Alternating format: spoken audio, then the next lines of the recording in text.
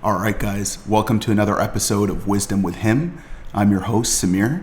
I'm looking forward to diving deep with you today. I've got a very special guest, Steve Knaze, and we're live from Capos, Costa Rica.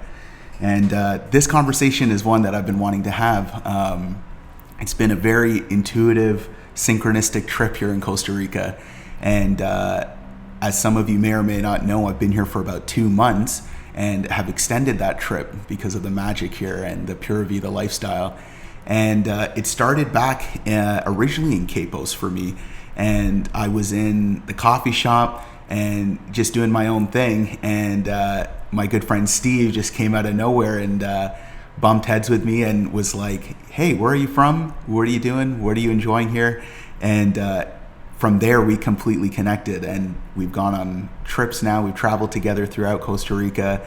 But Steve is a legend. He's the original OG. And in connecting with Steve, I've gotten to know somebody very well and realize what it's like when you keep showing up in life, making yourself uncomfortable, stepping into the unknown, facing your fears. Steve's a mountain climber. He's climbed base camp of Mount Everest, Alaska's Mount McKinley, Kilimanjaro, a mountain that we're wanting to do together again next year. But yeah, Steve he's lived a life. And so I'm really looking forward to opening up this conversation here today with you, Steve. And thanks for joining me. Yeah, hi. Thanks, Samir. Thanks for inviting me here. And I don't know. I just want to relax because I have some unfounded fears about my appearance online or whatever, but I'm going to do the best that I can. I don't consider myself a big eloquent speaker, but no, you're good. You know, Costa Rica and the adventures in Central America was on my radar for a long time. And when I was married, I thought we were going to have some trip down here after we had raised our kids. I raised my kids. I helped my ex-wife raise her kids, and we're looking forward to doing this together. But unfortunately, through the COVID pandemic, there was a break in the marriage and eventual separation and divorce, and then I was sort of stuck wondering, well, what do I do now? For my age and where I'm at in my life. And the little intuitive voice kept saying, continue on with your plan for your life and go to Costa Rica. So that's what I did. Quite soon after the divorce was final, in February 2022, I bought some tickets and thought I'm going to come down here and not live the luxurious life of somebody who's being taxied around in elegant hotels, but as a 70-year-old backpacker with 42 liters or 40 pounds on my back and in a 42-liter backpack, and do it like the locals do it. Take buses, take Ubers, take taxis, shuttle if you need to, but just stay and book your rooms, figure out where you're going to go next, go to booking.com or Airbnb or hostelworld.com and figure out what you got to do next and how do you take care of yourself in that effort, But anyhow, I ended up in San Jose, and I have a friend up in San Jose who directed me to Capos, which I never heard of before, by the way. So, I didn't know where Capos was. I didn't know what it was all about. So I just, on his word and recommendation, I bought a bus ticket to Capos, and I came. And got here in the afternoon, and the next day, I was just wandering around town, exploring the places, and I stopped into a little restaurant, cafe, Temptation, and I seen a guy there with a straw hat, and he was just talking to his friends somewhere, and just so excited about what he was doing in Capos here. So that happened to be Samir, the host of this podcast, and I didn't say anything to him. I was just enjoying watching him enjoy his time there and his excitement and sharing that with family and friends. And I did happen to see him the next day or the day after that, and I just said, hey, how's things going here? And we just connected briefly, in communication, and started sharing with each other. And I don't know if we met that day or stayed long in communication or whatever, but we ended up becoming friends, and I was sharing with him my vision for my adventure here in Costa Rica, where I wanted to go, and it seemed like our timelines were lining up, and we eventually started planning some adventures together in the north part of the country. It's more remote and harder to get to, where there's the largest volcano in Costa Rica, or maybe in Central America, I'm not sure. A giant, magnificent lake up at this RNL volcano, and Monteverde means green mountain. It's up in the mountains, and it's very completely different kind of environment up there, very cold and windy, and they have the longest zip lines in the world up there, and the Tarzan swing, and some crazy extreme adventures at Extremo Park, Monteverde, in hot springs, hot water in the river, and just, Pura Vida. And if you don't know what Pura Vida means, the locals here in Costa Rica, that's been their go-to saying, cliche, for a long time. It's not just always hello, goodbye. They can greet you as a hello or as a goodbye, or any situation or any time of the day with Pura Vida. And in Spanish, the translation is pure life. So they figure out that they have a pure life here, fresh fruits and vegetables, and low stress, and take life as it comes. And Samir and I just started experiencing Pura Vida. And it's been wonderful, and I wanted to find myself basically after that, long period of separation and divorce. I didn't know if my life was over. It was a fresh beginning, a fresh chapter. So to come down here was just to, step into the unknown and step out of my comfort zone and see if I can do this. In the past, I was able to travel quite extensively abroad and on mountain climbs and adventures, and somehow it all turned out wonderful and came to be, better than I expected always. And somehow over the years, I didn't think it was possible that I was deserving of that new and wonderful chapter in life, new wonderful experience, new wonderful adventures, and life, spirit, God, energy, whatever you call it. I mean, it's proved to me that, I'm here, I'm deserving. There's always something in life for you. I mean, you just have to be open-minded enough to wait for that, or to hear that, the divine intuition. I mean, there's no speaking through the burning bush anymore, and nobody's coming to save me. I have to do all this on my own, and I have to show up daily, suit up and show up, we say, and more shall be revealed to me, day by day. As I show up, more is revealed. And so my travels along Costa Rica, I had sort of like a rigid itinerary that I wanted to do, and I was going to go here and here and here and here and see all the tourist spots and the places that I thought I needed to be. But I see that was fluid now. I skipped places, I added places, I cut down on places that I wanted to be. I've had the experience that I was supposed to have, not the one that I thought I should have. So, I mean, I brought a book along with me. It's Eckhart Tolle. It's The Power of Now.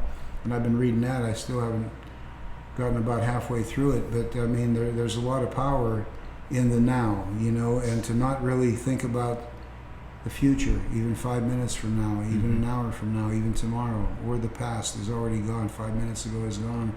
And the power lies in the now, in that presence, in that consciousness, in the breath, and the contentment that I have there, without my mind being out to get me, so to speak. Wants to dictate all the things that should or shouldn't happen in my life, So this was not just a traveling adventure, but it was an introspective journey within, where I got to look at myself and see how distracted I am with my 100,000 random human thoughts every day that I know, realize, or don't know that I'm thinking. I mean, so here they're all here, they're coming and going, and it's like that for everybody. I don't think I'm so unique. I think it's a human condition.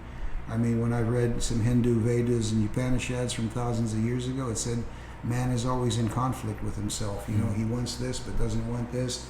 The angel on one shoulder speaking, the devil on the other shoulder speaking, cartoonish analogies, obviously, but I mean just the force. May the force be with you. So what do I choose to listen to? What do I choose to buy into? What do I choose to just let go? And so I've learned to constantly let go and let go and let go and let go, you know, and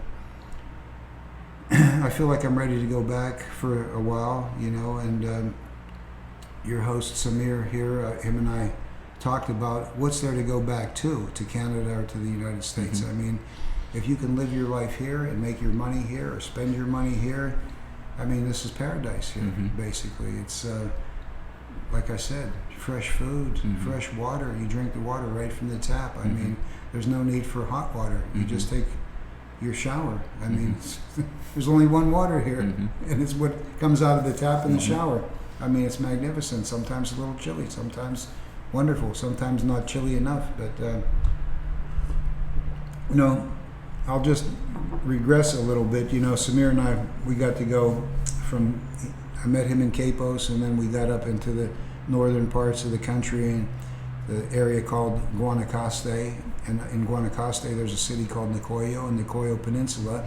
And this is one of the blue zones of the world. If you've never heard of the blue zones, it's where people have a high percentage tendency to live to 100 years old. So maybe 6 or 7 or 8 people out of 10, I'm not so sure of the statistics, you can search it yourself, they live to be a ripe old age and get by really well without being, you know, confined to wheelchairs and nursing homes, and they're living their life. And part of that is food and stress, lack of stress, and family and friendships, and, you know, there's a lot of different things. We have one in the United States too. It's from Loma Linda, California. It's a group of Seventh-day Adventists who eat and worship and create their life around a peaceful situation for a lot of ways. But we went up there, Samir and I, to you know, witness what they're doing up there, the people. And there's a really cool area, touristy, spring breakish kind of thing, where it's you know, surfing town, Tamarindo. So we eventually worked our way over there, and that's where our paths kind of split up again, you know. And I went my way, I worked my way to southern Costa Rica. He stayed up there working and whatever was necessary for him to do, and I eventually made my way down to Panama, and I wanted to enjoy Panama, but I had an experience in Russia some years ago that sort of freaked me out. I mean, you know, I had a situation where I couldn't leave Russia when I was living over there, despite the fact I was a Russian citizen and acquired Russian citizenship, where I felt like I was stuck in the Matrix. So I went to Panama, and I had a big itinerary for myself, but I mean, the border was not that easy to get across, both Costa Rica into Panama and back again, and there was a lot of nuances that I had not planned for. So it was sort of a trip that was a learning lesson. It was a learning curve for me. So I went down there and I got through that, and now I believe I can get through any border around the world, you know what I mean? And I became adept at doing that, although I didn't see a whole lot. And then eventually I just wanted to keep moving north again, and I've been drawn to this Capos for a long time. It's a beautiful small town. It's so easy to navigate, get to know. Manu Antonio is another cool place where there's the most famous national park in Costa Rica nearby, and a short bus ride away. And there's an exclusive yacht club here in Capos where we hang out down there. We have food down there and break bread and enjoy each other and conversations and sunsets and the aura of that. So unfortunately, you know, I'll be leaving next week to come back to the United States after 2 months. Samir's been here about 2 months as well, and he's going to continue on, and I'm going to go back to my little life in Pennsylvania and organize everything as such so I can continue on traveling into the future. I mean, you know, and I don't want to sit there and, you know, I'd rather rust out than rot away, basically, you know. So, I mean, if I got to rust out moving, you know, my body, I mean, I believe there's a lot of life left in the periods of your life after 50 years old, you know. I mean, it's all in your luck, DNA, how you take care of yourself, food, exercise, nutrition, mental health.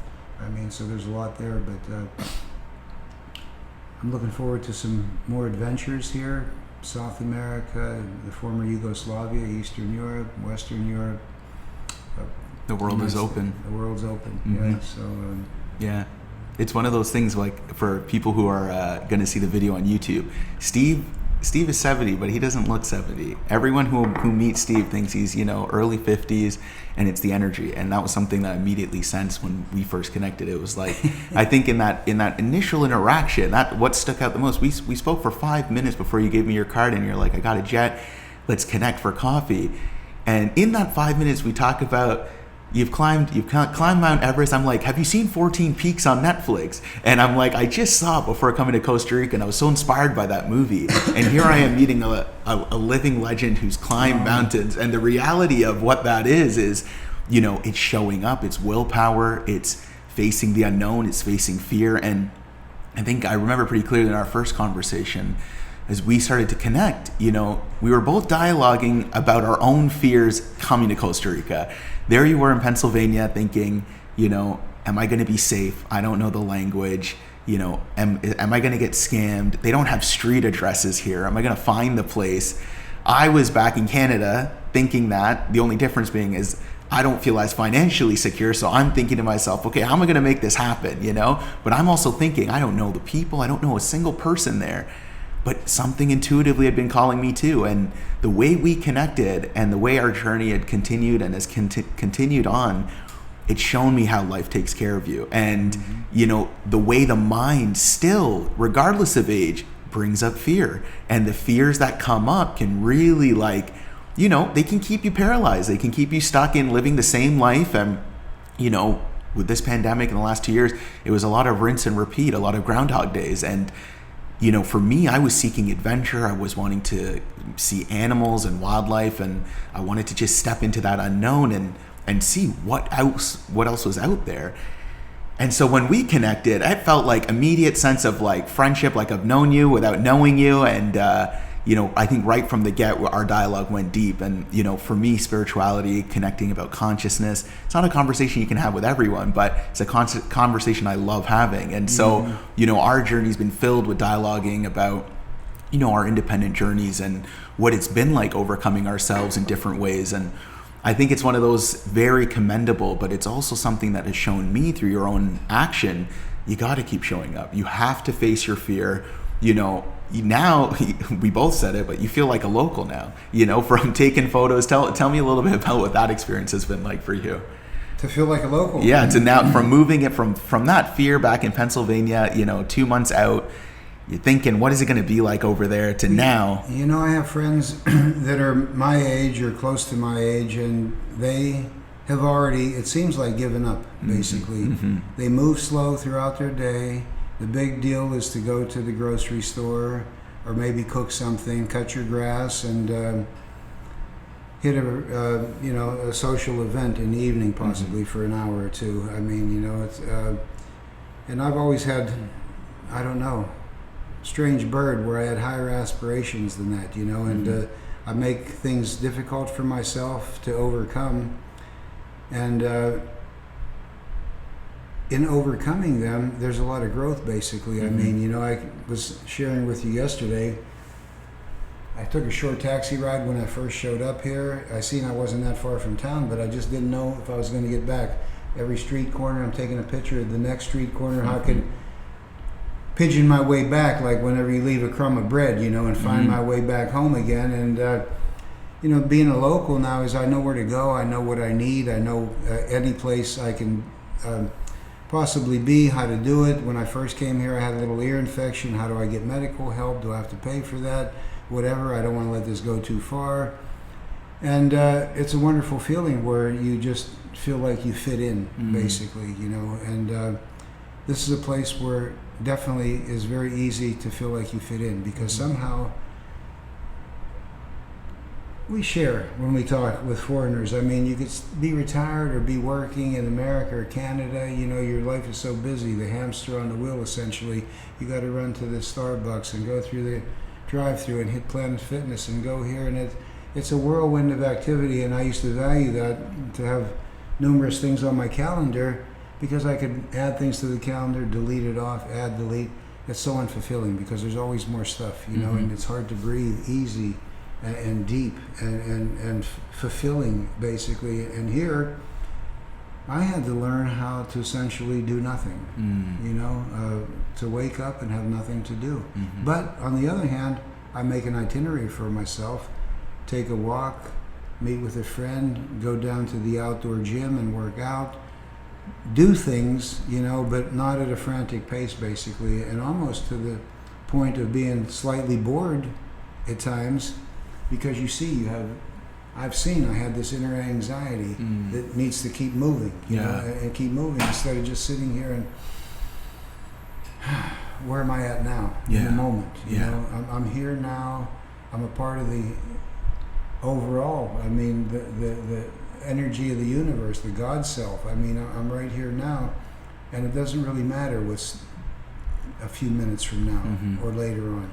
It doesn't matter what's already happened. It's just a story that my mind tries to tell me that's so important, but it's really not important, because the most important is to just be here now and to be me, and to be here in this moment.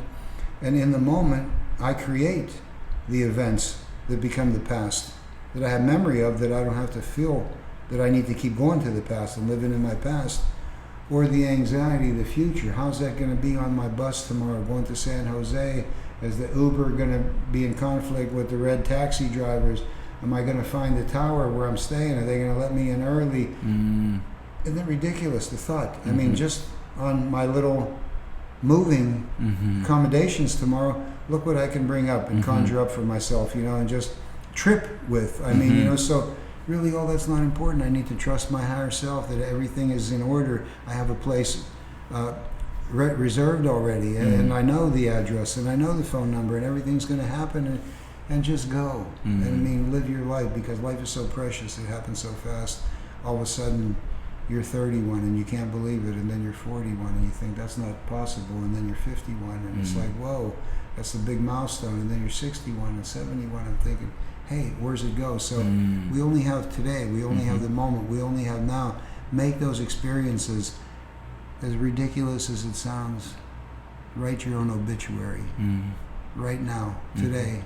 And if you don't like how that obituary reads, you better start making some adventures and experiences and fill that obituary up with everything you want it to say while you have the time that you have left here on earth, because we're going to transition at some point, unfortunately. And I certainly don't like the notion of that, because I kind of like it here, especially in Capos, man, and God's given me a life, that I say that I probably don't even deserve, but He's given it to me, whatever God is, Him, her, it, being, and I'm grateful for that, and it's my job to show gratitude for that, for what has been bestowed upon me. I should, the minimum, be grateful for that, because I lived a life of magnificence. I mean, I get to wake up and breathe air. You like coffee? Make a nice cup of coffee. You like green tea? Make a nice cup of green tea. You need to hydrate? Take some fresh Heffley Springs water, man. Whatever it takes to nurture yourself, man, because we need to love ourselves. The world has been full of people and situations that program me that I shouldn't love myself. I should kind of be hard on myself, and I don't want that anymore.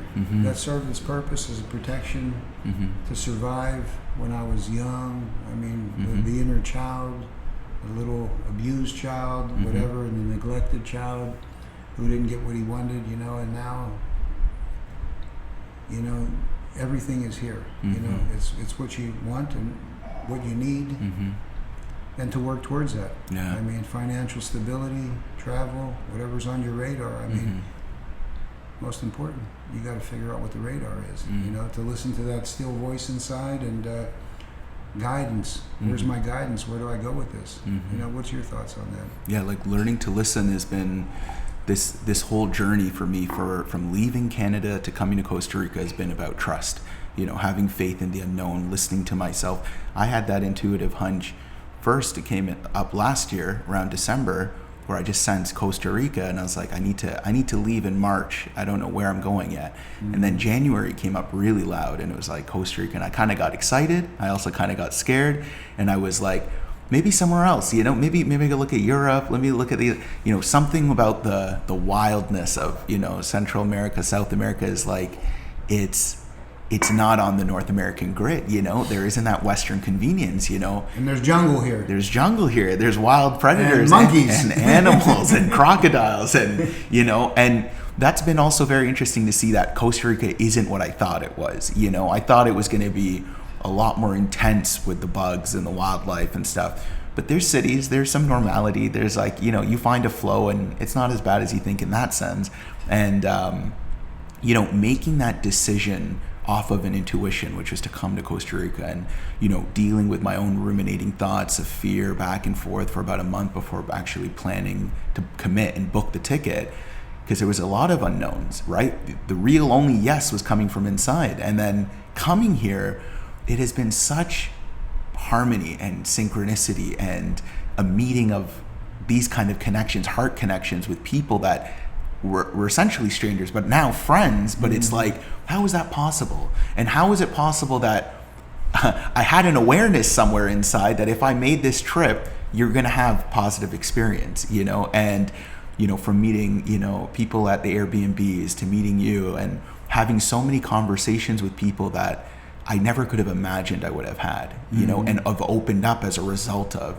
And again, there's a lot of the mind that can come in around trying to control the situation, trying to control what is my next week look like, what is the next month, how is my finances going to work, and it is a lot of that pura vida mindset very much seeps into you. You realize tourists and the locals all kind of have a sense they don't know what's happening the next day or week, but they're all making it through. And there's this kind of wild chaos that has a rhythm to it that everyone's trusting. And I think over these 2 months, I'm grateful that I've extended my trip because it's allowed me to settle into it and realize, oh, you can live your life completely in the moment and everything works out. Everything's taken care of, and all those like hypothetical stresses that create that anxiety inside was just my own thinking, was my own sense of uncertainty in life, that life would catch me if I made that step into the unknown. And so, that's kind of where my trip has continued in that fashion from, even intuitively, I had that sense back in Tamarindo's, like,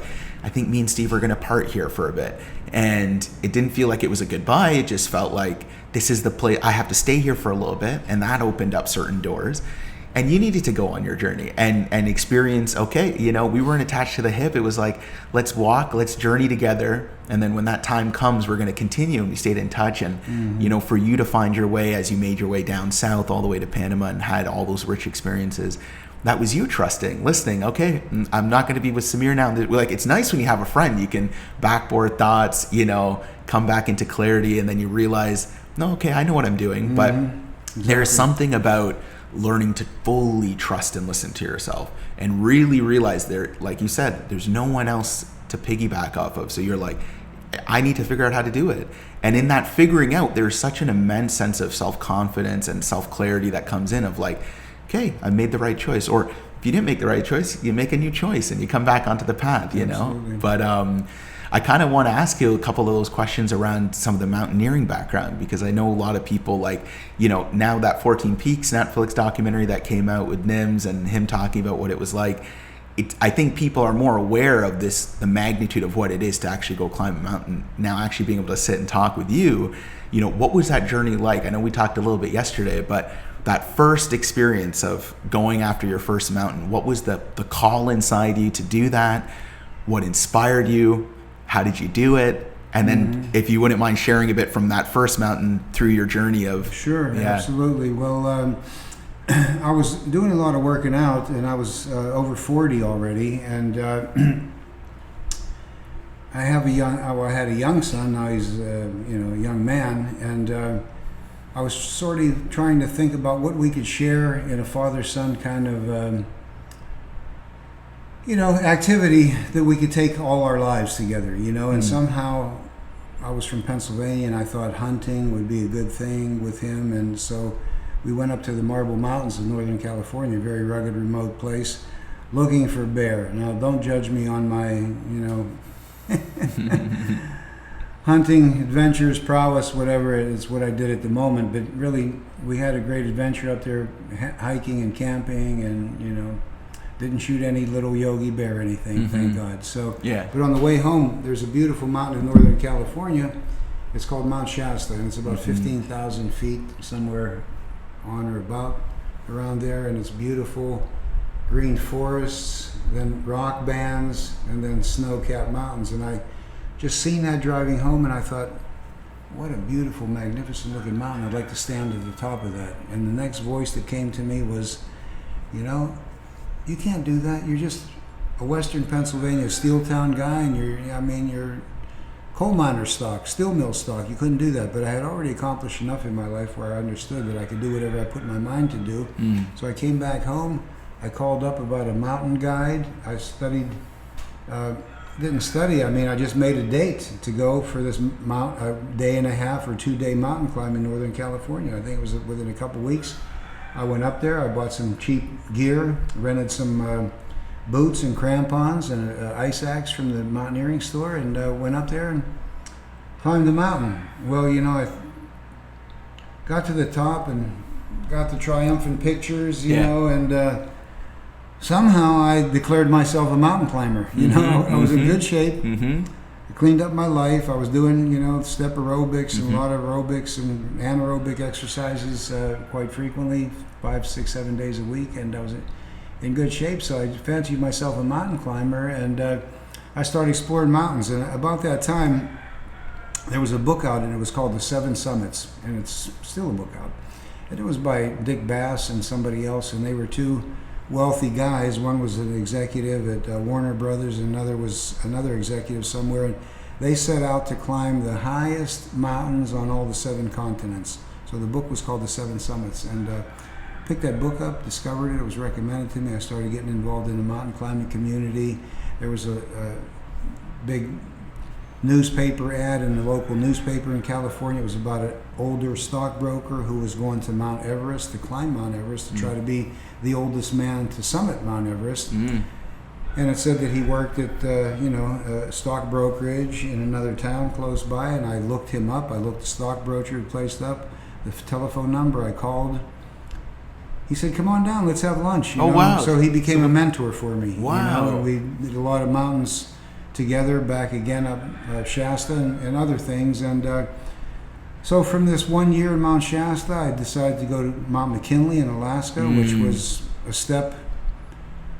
many steps above California and United States, 14,000 foot peaks basically, where there's a number of them in Colorado and 2 in California. But that was like a real Nepalese kind of Himalayan adventure up there, where it was could be minus 40.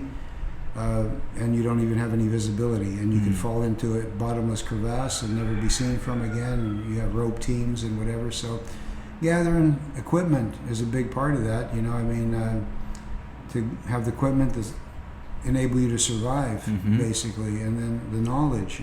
So book reading, getting involved with groups. And how long was that excursion for Mount McKinley? You're supposed to be prepared for about 4 weeks, because you can really be trapped in your tent for days or even a week at a time. But they drop you in on a little Piper Cub on some glacier. The longest glacier in the world is the Kahiltna Glacier.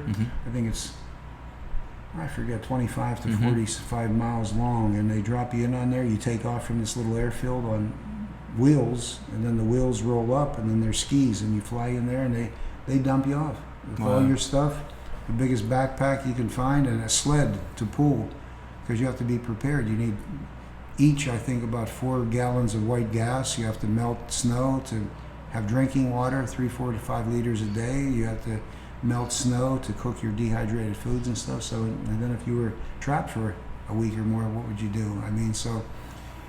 And anyhow, the thing progressed. I had the mind on those 7 summits, and then I got invited with a different stockbroker friend. He did the first Russian-American peace marathon through Moscow, so he called this Runners for Peace, and he wanted to do another project. And I said, well, the highest mountain in Europe is in southern Russia, on the European side of Russia, because Russia is European and Asia divided by the Ural Mountains. So we put together Ukrainians, Russians, and Americans to climb the highest mountain in Europe, in southern Russia, as a peace project, Climbers Wow. for Peace, in 1997. We planned that from my living room for a year. I was one of the founding fathers of this, a charter member of this group, and we didn't know how to get Ukrainians together. We didn't know how to get Russians together, and somehow, through fluke emails to Bill Clinton, through State Departments, it all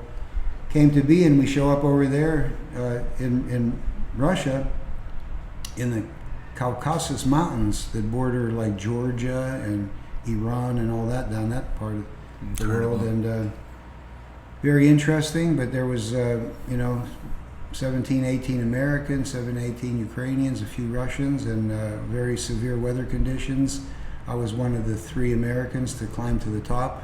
They waited for better weather the next day, but never came. And a few Ukrainians made it too, and it just progressed. From there I went to Aconcagua in South America, almost 23,000 foot mountain in the Andes Mountains, Chile and Argentina border.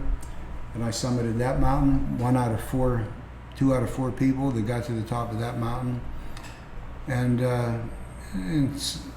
Australia is a small mountain. I mean, it's nothing significant to speak about. We went to Kilimanjaro, put an expedition together. So it was rolling, and the ones that I missed out on was Everest, which was quite dangerous and quite expensive, and the Antarctic is a 16,000 foot mountain, but it was $45,000. I mean, it was doable logistically. It was a challenge, but and I kept doing this for a while, and then my kids were getting older. I was starting to realize a lot of the activities that I chose to do were very high adrenaline, dangerous things, and I thought maybe I should tone this down a little bit. The body started wearing out, needed new knees, and little by little I stopped doing those things after about 5 of those mountains, and I got my knees replaced. I'm a bionic man now, titanium, 3 years ago, and I'm in pretty good shape, and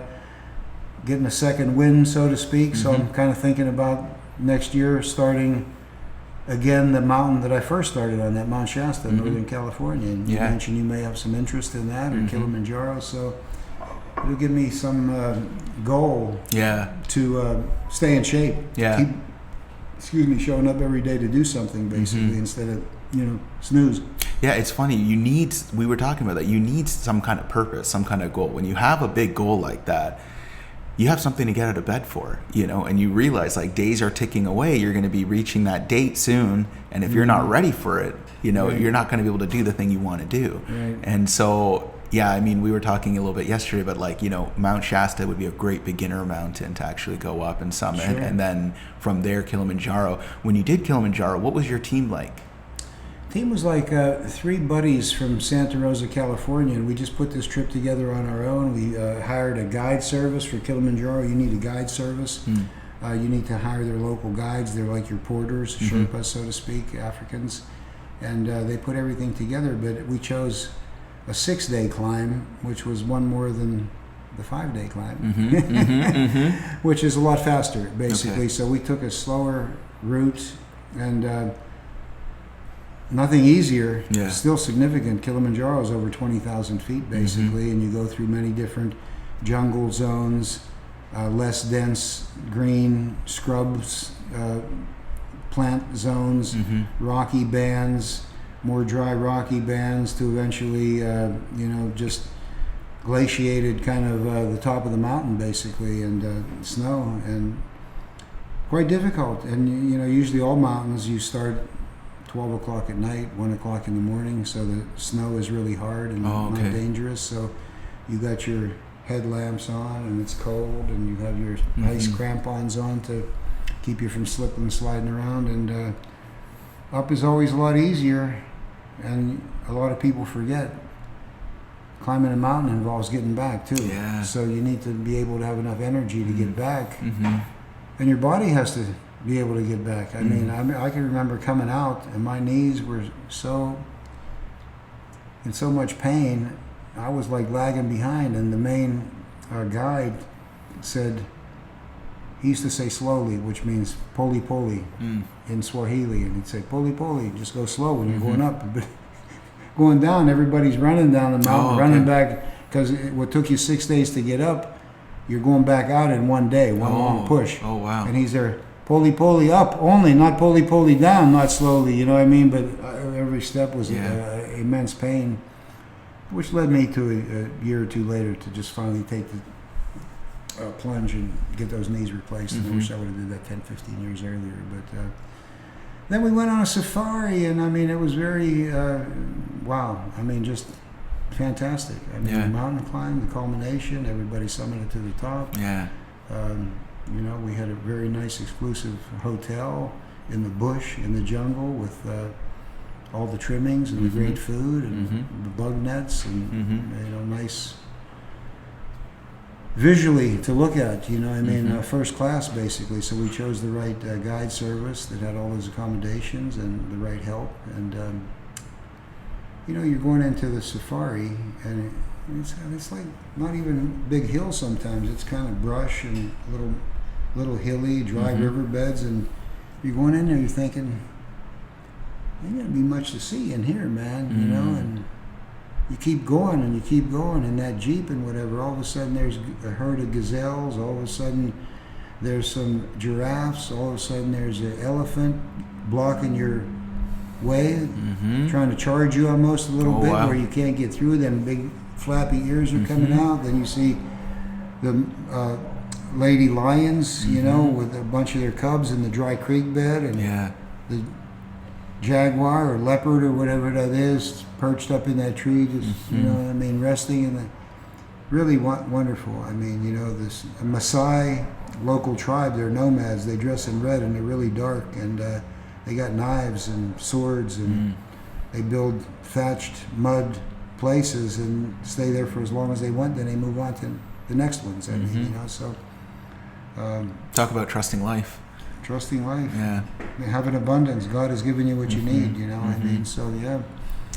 And that's what I got to remember when I see these things, and I see these people, and I see these people just here at the bus stop or on the street. They're selling a wheelbarrow full of mangoes, and I think, you know, God's been good to me. I don't have to go sell mangoes, you know, out of a wheelbarrow, you know. But they're doing it. You know, they're doing it, and a lot of times these people are very happy. I've seen people living in squalor, the happiest in my life, and I'm thinking, in America we're so spoiled in the West, you know. I mean, just you have everything, you have a sense of entitlement, and you should be getting more.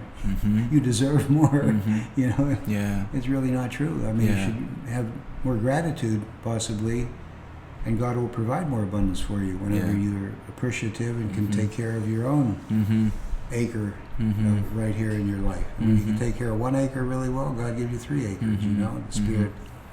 So it's something I've learned here too, is like, you don't need much. You think you need stuff, but you really don't need that much, you know. And some of those basic things like healthy food, being able to go to the ocean and swim, all these little things, they fill your cup up, you know, versus, you know, back home you go get your Starbucks, you go for a drive, you know, you might connect with someone, but it's like, here life is happening, it's alive, you know, and you see that in the way something's people... different. Something's different, Something's different here. Yeah, and, you know, just to route some of the people we're talking to, I want to dialogue a little bit more about mindset around what was the mindset when you were climbing these mountains, because going through that is like it's a commitment, it's a goal, you've said you want to do it, but midway through, you might not want to do it, you know. How was that for you? Well, you know, excuse me, climbing a mountain is extremely difficult, can be treacherous, you know, and you start to think as you're hiking, you know, what am I doing this for? I could be on the beach in Myrtle Beach, South Carolina somewhere, you know, or I could be in Las Vegas having a steak. And why am I doing this? So you have to process that and justify the, you know, the extreme difficulty of doing that, and because the reward is delayed gratification. You know, in the West we go for immediate gratification. I want that ice cream sundae right now. I don't want to wait until tonight for that ice cream sundae.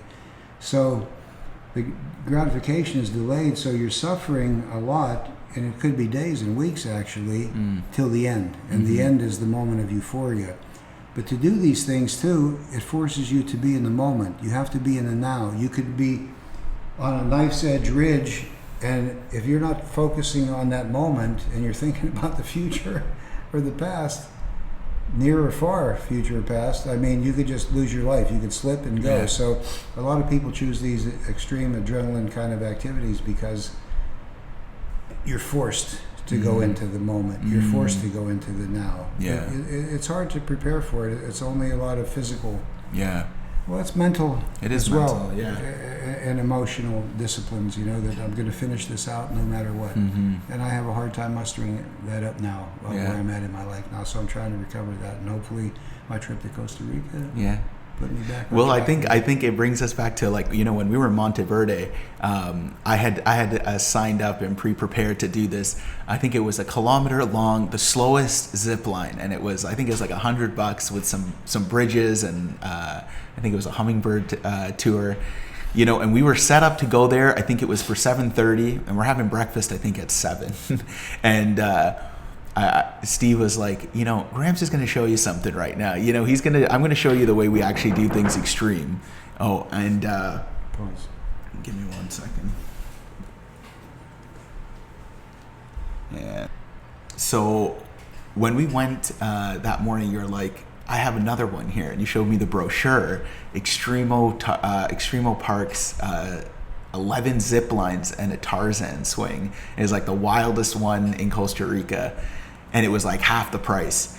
And in that moment, I remember feeling like, okay. Like, I'm thinking, part of me was thinking, you know, we made this plan, let's stay on the plan. The other part of me was like, damn, extreme, it's going to be high up. You know, I had a little sense of, little fear of heights in the back of my head. And then I was like, you know what, if we can get in, okay. And the lady there, she was a great host, and she helped us call and set everything up. And last minute we signed up for the 8:00 tour to go and do this. And when we went there, that was an adventure, man. That was one of the highlights of my trip. Like, you do it's 11 zip lines, and you do the first one, and you know, you're alone, you get a little bit high into the mountain. You take the next zip line, you hike up, and you get a little higher in the mountain. And you do this again and again and again, and you're getting higher and higher in the mountain. And nothing can really prepare you for when you get to that point where we're going on the longest zip line. I think it's 1.5 kilometers, and you're above 800 feet of canopy. So, you know, cows are looking small from there. And this one, they want you to do the Superman zip line. So this isn't you hanging and holding on to it with the one hand in the back. This is full surrender. I'm lying forward. They're going to harness my back, harness my feet, and you're supposed to go forward, you know, in complete trust. And that was an experience. We were with a little group of, other people who were doing it. And I'm like, if we can do this, we can do anything, you know? And there's a lot of like anticipation that's just, your mind is racing. Right. And then you actually go and do it. And you're like, wow. Like, I remember doing it, and I'm like, okay, I'm doing it. Might as well keep my eyes open and embrace this. It's going to be done soon. Yeah. And that was an experience. And I realized my mind couldn't predict it. You know, you can't predict what those experiences are like. You just got to show up and do it and say yes. And then that led to the last part, which was the Tarzan swing. And this was interesting because you're climbing higher and higher and higher. It's like going to the top of one of those electricity poles, and you're about, I think, 90 meters from the ground, and it's a platform. And as I remember getting up there, first thing I hear is the girl scream, and she does her drop. It's one person at a time. And I'm thinking to myself, okay, now there's no real going back down. There's only one way down.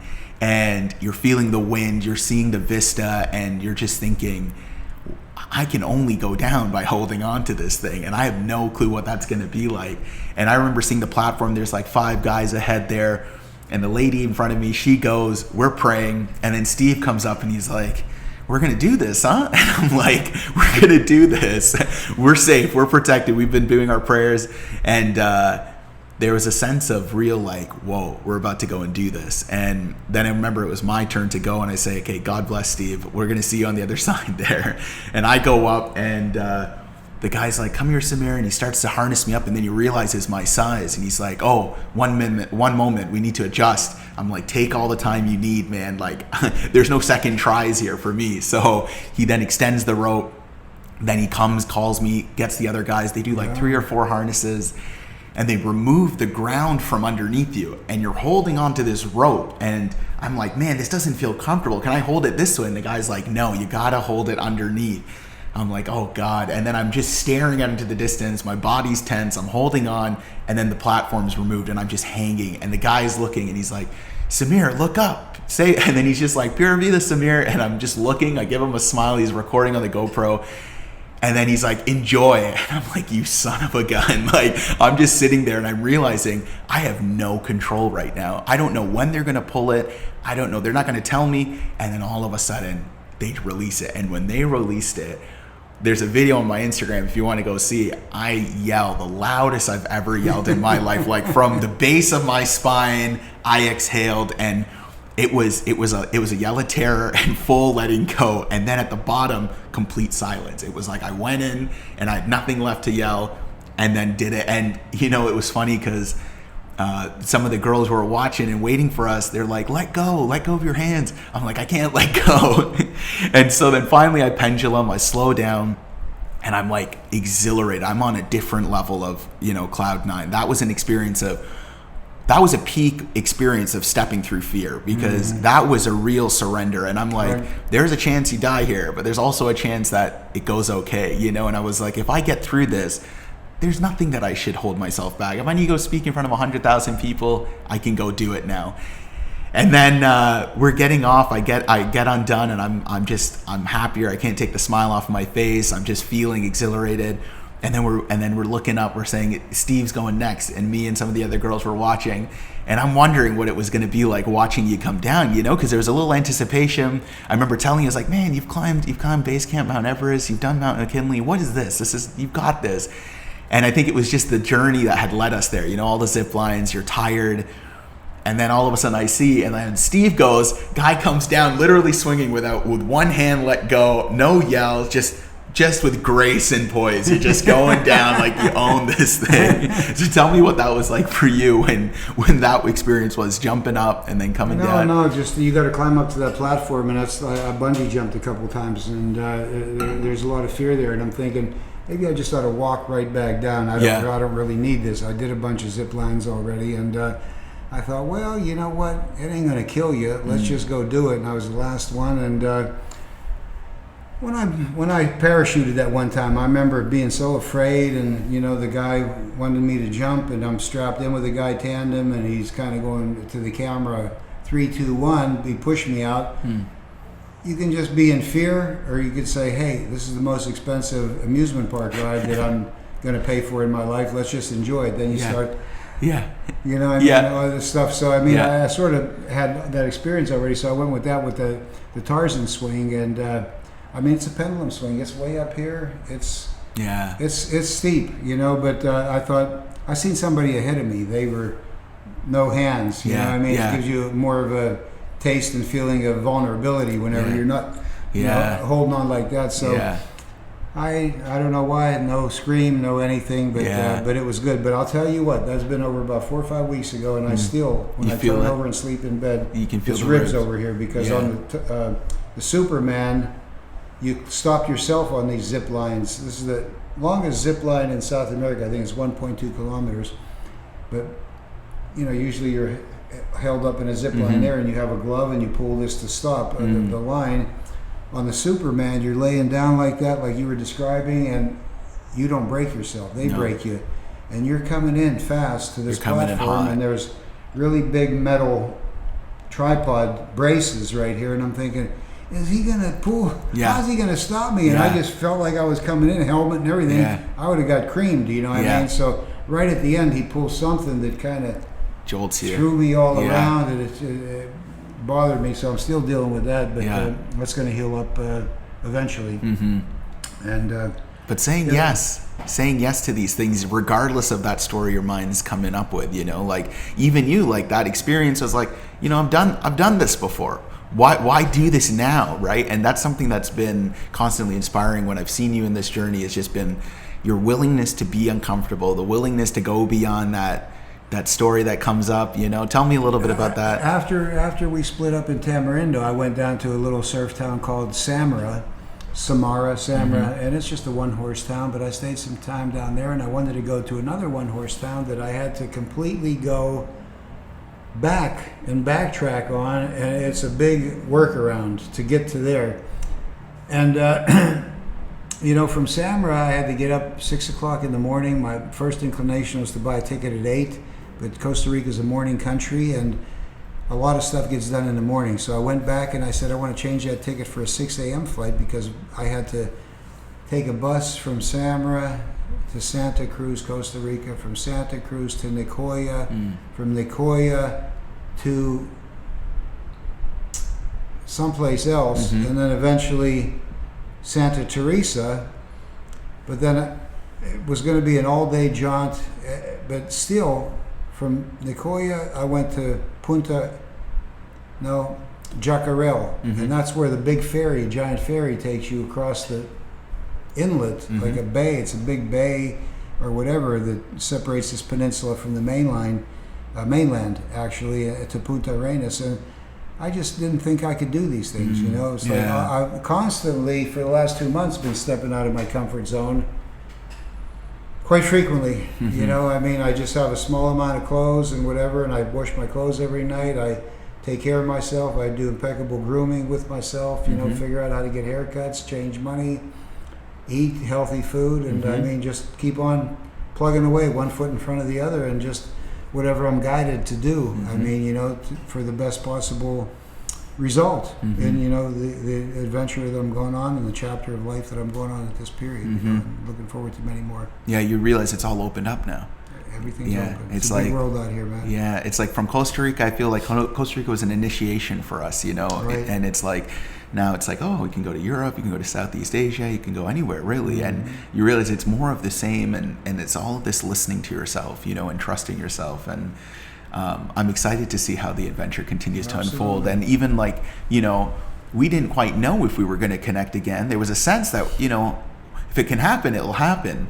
And it's been nice to have this last week and a half. You know, you came up to Capos, I came down, and we've been able to spend time and get into a little bit of a regiment, you know, going and working out in front of the ocean, do some Wim Hof breathing, a little meditation, you know, and you realize really quickly, like, you can put these practices into effect, but you got to keep saying yes when you wake up. You know, first thing you wake up and you're like, do I want to stay in bed? You know, do I want to push it by an hour? But you got to go, and when you go, that's when the magic happens. You know, and yeah, it's been a real treasure to just be able to have this dialogue and to this experience. Some of the things I wanted to ask you about were really around what are your plans when you go back? Because you know, for the audience, they don't know as much about you as I do now, but tell me a little bit about like rattlesnake hunting, what the camping looks like out there, being adventurous, what the outdoors are like. What does that look like for you?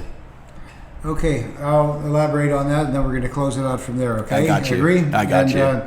So I live in western Pennsylvania. That's a former little steel town. It's called Johnstown. It's like a mini Pittsburgh. There's a lot of nature there, hills, valleys, mountains, creeks, rivers, biking paths, and whatever. So I have children and grandchildren and a great-grandson there. I have a mother, 92 years old, and it'll be a completely different life. I'm not really extremely excited about looking forward to going back to this life, but I feel like 2 months was good for me here, and I learned a lot about myself. I recovered myself somewhat and got through the initial end stages of the shock of that divorce and everything like that. So we have great fishing there. We have a lot of trout fishing. We have a lot of bass, crappie, pike, muskellunge fishing. We have mushroom picking. We have a wide variety of edible mushrooms that we have a lot of festivals that coming up. There's a big motorcycle festival coming up called Thunder in the Valley that gets 200,000 people there. You have a motorcycle? I have a motorcycle, I have a Harley Davidson, and we use that occasionally. Okay, you know? And I started during the pandemic taking up what we have in Pennsylvania is called ginseng. And if you don't know what ginseng is, you can look that up. But that's like a root And usually it's produced by the Chinese and South Koreans, and they have red Panax ginseng, and it's like an elixir, a tonic for your body, and has a lot of benefits. And we have white ginseng. I'm going to try to produce the Latin name for you out of my mouth. But, don't stress. Panax quinifolius. Okay. And the Chinese, ironically, and the South Koreans, the rich guys, they like our Pennsylvania. So ginseng. So during the pandemic, I learned and got a mentor to show me how to pick ginseng. And then I wanted to, since I was a hunter and a fisherman, I wanted to hunt rattlesnakes. Yeah. Because we have giant timber rattlers there. So I mean, I've been hunting rattlesnakes for a couple years. How do you get into that? Because that's not something your average, even an established hunter. I don't think they're just thinking. That was the pandemic. Looking at YouTube videos and seeing what's going on in Pennselsvania. Something flashes up in front of your screen, and you look into that and you say, "Wow, look at that! Yeah, dangerous. How they hold those things? I mean, I might get bit. So there's a learning curve for anything. I mean, that you want to do in life to. People do base jumping off giant buildings. I mean, it's something I wouldn't do. I had a dream about that years ago. I should have did it years ago. But I mean, Tarzan swing was the equivalent. Tarzan swing, something far-fetched, something. I still like adrenaline. 7 years old. Well, that's adrenaline, man. I mean, live while you're alive, because death is right around the corner. Who knows? I mean, so. And it's one of those things that I think there's a common thread here. All those activities bring you into the moment. Bring you into the moment. Right. Even rollerblading. I mean, you got to pay attention to your feet, where you're going to make that turn. And rollerblading brings you right into the moment. So all these activities really refocus your attention to the small moment. Yeah. And that's where your power is. That's where the power is. That's where the beauty of your life is. That's where the elixir of life lives. I mean, it's in that moment between thoughts. The thoughts are what poison it. Because future thoughts are anxiety, past thoughts are regret, I mean, remorse. So right here and now is where the contentment lies, the love, the peace, the contentment, the happiness, the joy. It's all in the present. Yeah, it's all in the present, man. I think that's a beautiful way to wrap up. I'm so grateful for our time, man. Like, life brought us together. I call that dialogue with life, We were on our own journeys and the way we've met, and to see this relationship develop and what adventures we had along the way. I'm excited for the adventures to come. This is our first dialogue with Steve, and I think the next one will be sometime next year when we're climbing a mountain together or going on our next adventure. So appreciate you, man. Love you with all my heart. I'm grateful you got to come through. And Pura vida, pure life. Pure life. Yeah, so we'll be back again soon, guys. Thank you for joining me on this episode, and have a beautiful and blessed day. Pura vida.